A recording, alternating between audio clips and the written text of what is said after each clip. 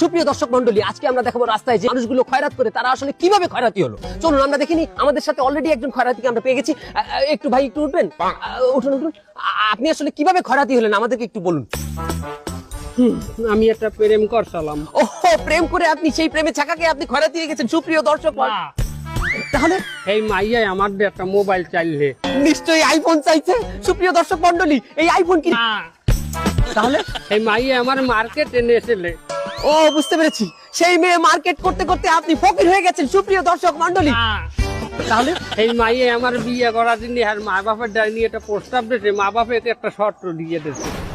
কি শর্ত? নিশ্চয়ই নিশ্চয়ই আপনার সহায় সম্পত্তি সব সেই মায়ের নামে লিখে দিতে বলেছে। সুপ্রিয় দর্শক মন্ডলী, আরে না, তার বাবা, তাহলে আপনি খয়রাতি হলেন কিভাবে সেটা বলুন আপনি আমাকে। ও বাবা, খয়রাতি তো আমরা বংশ পরম্পরায়। আমার বাবা আনলে খয়রাতি, মামায় কাকায় খালু সবাই খয়রাতি আনলে।